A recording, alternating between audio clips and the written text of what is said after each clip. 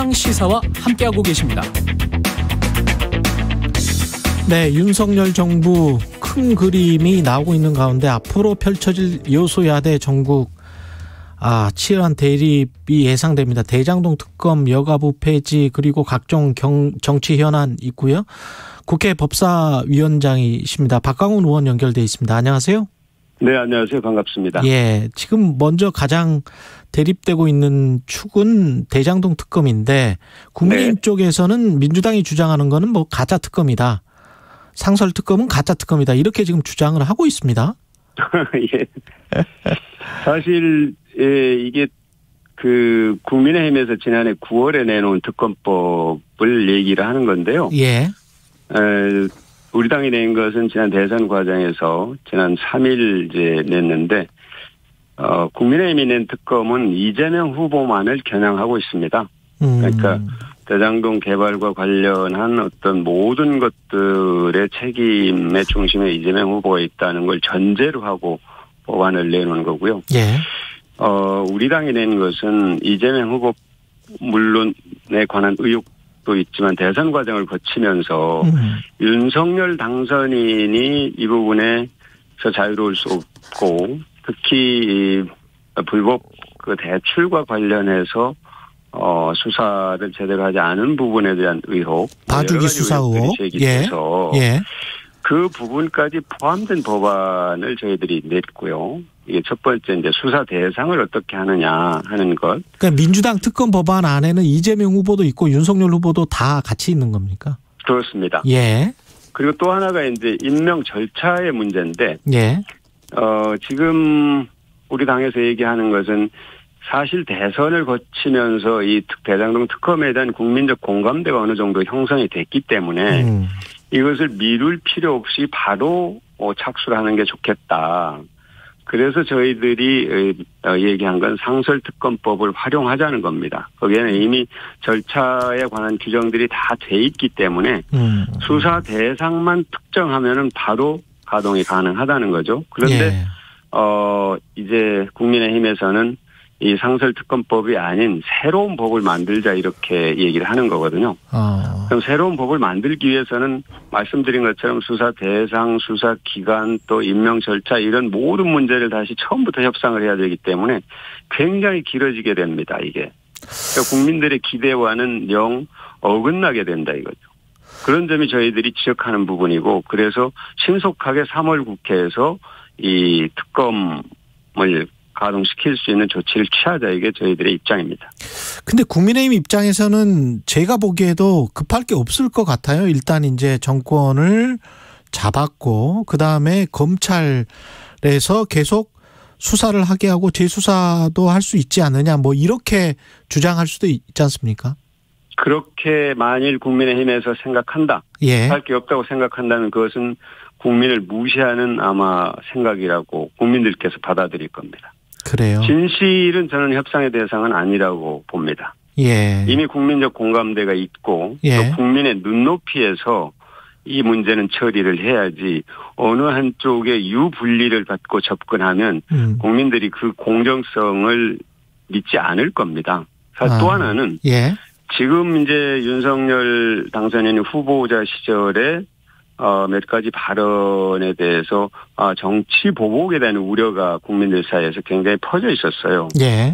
근데 그 우려는 여전히 해소되지 않고 있죠. 물론 정치 보복은 없다는 얘기를 당선인이 하긴 하셨죠. 그러나 그 부분에 대해서 완전히 해소됐다고 볼 수 없는 상황에서 이재명 후보만을 특정해가지고 한 법안을 계속 주장한다. 그리고 이것을 우리 당이 요구하는 두 후보 다 들어가 있는 이 법안을 미루기 위해서 시간을 끈다 이런 인상을 준다면 저는 그것이 이게 정치 보복으로 이어질 수도 있겠다 하는 국민들의 우려가 커질 것이라고 봅니다. 또 하나는 사실은 검찰 개혁의 큰 흐름이 퇴행할 수도 있다. 그러니까 이 새 정부가 윤석열 정부가 검찰을 얼마든지 컨트롤할 수 있다, 통제할 수 있다 이런 생각을 갖고 있는 것이 깔려 있지 않다면 급할 게 없다 이렇게 생각하는 것은 옳지 않다고 보는 거죠. 그 검찰 개혁 이야기 말씀하셨습니다만 김호수 검찰총장 뭐 계속 잘못하면 사퇴하는 게 낫지 않느냐라는 식의 권성동 의원의 발언이 있었거든요. 그건 어떻게 보십니까? 그거는 저는 대단히 적절하지 않다고 봅니다. 예. 검찰총장의 임기는 정해져 있습니다. 2년으로. 예. 그런데 권력이 정권의 입맛에 맞지 않다고 해서 검찰총장들은 물러나라라고 얘기하는 것은 사실은 굉장히 조심해야 될 발언이다 이렇게 생각을 합니다. 예. 법무부 장관의 검찰 수사지휘권 폐지 공약도 있었어요. 윤석열 네. 당선인이. 이거는 계속 진행을 하면 어떻게 될 거라고 보세요? 사실 이 부분은 굉장히 중요한 겁니다. 예. 법무부 장관 수사지휘는 오직 법무부 장관만이 검찰에 대해서 지휘를 할 수 있도록 되어 있습니다. 대통령이 할 수 있다거나 어느 누구도 할 수 없도록 되어 있는데 예. 그것이 유일한 검찰에 대한 어떤 통제 수단입니다. 문민 통제 수단인데 예. 그것마저 없애겠다 그러면 검찰을 아예 뭐라고 다 풀어주겠다. 검찰이 하고 싶은 대로 다 할 수 있도록 하겠다 하는 거니까 한때가 아니라 선거 과정에서 국민들이 우려했던 이른바 검찰공화국, 검찰왕국 이런 것에 대한 그림이 어두운 그림자가 떠오를 수밖에 없을 것이다. 저는 이렇게 봅니다. 민정수석실 폐지는 어떻게 보세요? 사실 그것이 청와대의 권한을 내려놓겠다. 청와대 비서실 개편은 있을 수 있는 것이죠. 청와대 권한을 내려놓겠다는 것이라면 저는 찬성할 일이죠. 예. 그런데 그것이 오히려 거꾸로 검찰의 권한을 강화하는 것으로 이어진다면 그건 또 하나의 걱정을 만드는 것일 겁니다. 예. 그리고 예. 사실 이 민정수석실에 굉장히 중요한 일을 압축하면 고위공직에 대한 감찰, 그다음에 친인척 관리입니다. 그럼 친인척 관리를 어떻게 할 것이냐는 의문을 남기게 될 거예요. 예. 이 부분은 저는 비서실 개편은 정권에 따라서 할 수 있습니다. 예. 할 수 있는데 이런 의문을 명확하게 해소할 필요가 있다. 이렇게 말씀드리겠습니다. 그리고 방금 전에도 이제 김은혜 대변인이 기자들과 브리핑에서 청와대 한 가지 확실한 거는 지금의 청와대에서는 꼭 이전하겠다. 다른 장소로 가겠다. 이렇게 지금 이야기를 하고 있는데 이 네. 의도는 이제 국민과의 소통을 강화하는 차원이다. 국민과 네. 더 만나고 싶어서 그런 것이다. 이렇게 이야기를 하잖아요. 어떻게 보십니까? 네. 이 부분은? 사실 이제 문재인 정부에서도 그 광화문 대통령 시대를 약속을 했었고 그걸 시도하다가 결국 경호상의 문제로 접게 됐는데요. 그 경호와 관련된 부분이 뭐냐면은 이런 것들입니다. 그것이 대통령의 매일 출퇴근의 문제가 시민들에게 어떤 영향을 미칠 것인가. 그다음에 대통령이 주재하는 회의가 보안이 지켜질 것인가. 여러 가지 문제들이 경호상의 이유로 이제 대두되는데요. 네. 사실은 그런 문제가 해소된다면 저는 국민 속으로 들어가겠다 하는 건 좋은 취지입니다. 예. 그런데 그것이 단순히 보여주기가 돼서는 안 될 것이고 실질적으로 국민들과 눈높이를 맞추는 국민들 속에 함께하는 대통령 이건 저는 찬성할 일이죠. 예. 그래서 그 과정을 면밀히 볼 필요가 있습니다. 예. 지금 얘기는 이제 광화문 청사가 사실 경호상의 이유로 부적합하다. 그래서 용산 국방부를 검토하고 있다는 얘기가 나오고 있는데요. 저는 어쨌든 이 정부가 그 문제는 아까 좀 전에 말씀드렸던 몇 가지 그런 문제들을 충분히 검토하고 예. 진행하는 것이 필요하다고 봅니다. 예. 그리고 여가부 폐지에 대해서는 민주당 내에서도 여가부 기능이나 역할 자체를 없애는 게 아니면 그러면 다른 이름으로 개편하는 것은 있을 수 있다 이런 목소리들이 나오고 있는데요. 의원님은 네. 어떻게 생각하시는지 궁금하네요. 지금 정확하게 지적하셨는데요. 예. 여가부를 폐지한다고 해서 그 일이 없어지지 않습니다.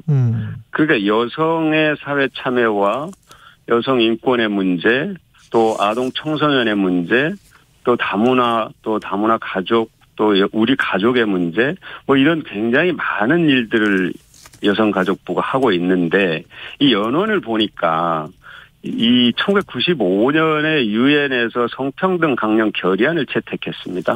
그리고 97년 대선에서 모든 후보들이 여성정책 관련 부처를 신설하겠다고 공약을 했어요.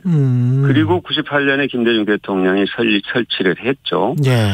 이명박 정부 때 한때 이걸 폐지하려고 했다가 결국 보건복지부의 업무가 과중해지고 또 여성단체들이 이의제기로 다시 되돌린 일이 있습니다.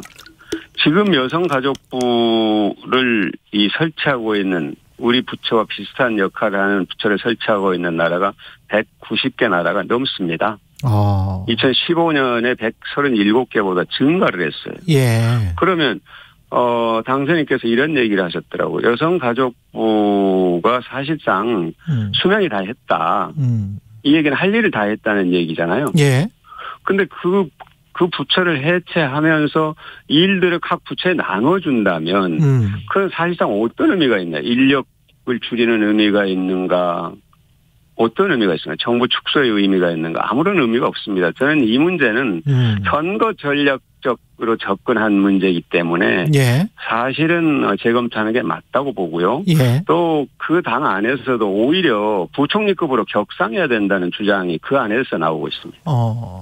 네, 그러니까 이 문제는 진지하게 다시 검토하는 게 맞다 이렇게 봅니다. 예, 이게 지금 또 더불어민주당 패배로 비대위 출범을 했는데 방향성이랄지 누구를 대표 선수로 놓을 것인가 이 부분에 관해서는 아직도 합의가 당내에서는 되지 않은 것 같은데 어떻게 보십니까? 사실 이제 비대위 출범을 두고 예.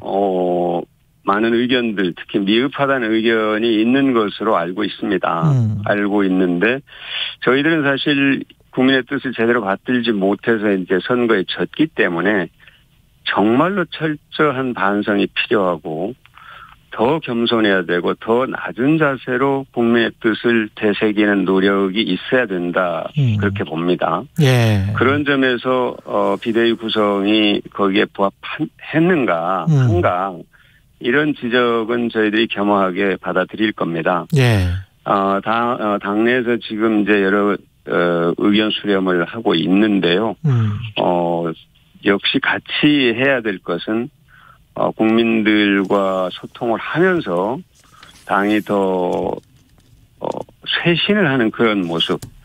그거는 이제 사람의 모습으로 보여줄 수도 있지만 자세와 정책의 어떤 쇄신으로도 보여줄 수 있기 때문에 예. 그런 노력이 같이 이루어져야 된다. 반드시 이 부분은 국민들이 100% 공감하지 않더라도 그런 노력이 수반돼야 된다 이렇게 봅니다. 사람, 태도, 정책 말씀을 하셨는데 어제 노웅래 의원은 그래도 윤호중 원내대표를 그 비대위원장으로 둔 것은 좀 잘못됐다 이렇게 비판을 하더라고요. 그런 지적이 이제 있는 것은 사실입니다. 예. 당내에서. 그런데 이제 또 하나는 당내에서 이 문제에 대해서 뭐라고 할까 이 당의 합당한 절차에 따라 결정된 사안이다. 예. 그러니 충분히 문제를 지적했으니 이 문제를 지적한 이유에 대해서 비대위원장과 비대위원들이 아주 뼈저리게 느끼고 있으니 이 문제에 대해 논란은 잠시 접어두고 말씀드린 태도와 정책의 쇄신을 추진하면서 더 우리 당의 자세를 국민들께 보여주는 게 필요하지 않느냐는 그런 의견도 있다는 점을 제가 말씀을 드리겠습니다. 그리고 이명박 전 대통령 사면과 그것과 연계해서 이제 권성동 의원이 이야기하는 뭐 김경수 지사 사면설 이것은 어떻게 생각하시는지 민주당 내에서는. 그것은 마지막으로. 저로서는 뭐 상상을 해본 적이 없는 일인데요. 예. 제가 그 부분에 대해서 사실은 대통령의 고유한 권한이고. 예. 이제 대통령 당선인이 대통령을 만나시면 뭔가 얘기는 저는 할 수 있다고 봅니다. 근데 최종적인 판단은 이제 대통령께서 하실 텐데, 과연 국민적 공감대가 형성이 돼 있는가 하는 부분이 첫 번째 아마 고려가 될 것이고요. 그렇죠. 그런 야당 의원의 여당 지금 이제 야당 아직 야당이죠. 예. 권성동 의원의 말씀처럼 마치 그렇게 이렇게 뭐가 한 묶음으로 패키지로 하는 것을 뭐 검토하고 있다는 건 저는 그거는 적절치 않은 그렇죠? 이야기이다. 예. 혹시 그런 생각을 하신다 하더라도 그걸 말씀하시는 것은 적절치 않다고 보고요. 예. 어느 누구도 그런 식으로 접근하는 것에 대해서 동의하지는 않을 겁니다. 예, 알겠습니다. 지금까지 더불어민주당 박광원 의원이었습니다. 고맙습니다. 네, 고맙습니다. 예, KBS 1라디오 최경영의 최강시사 2부는 여기까지입니다.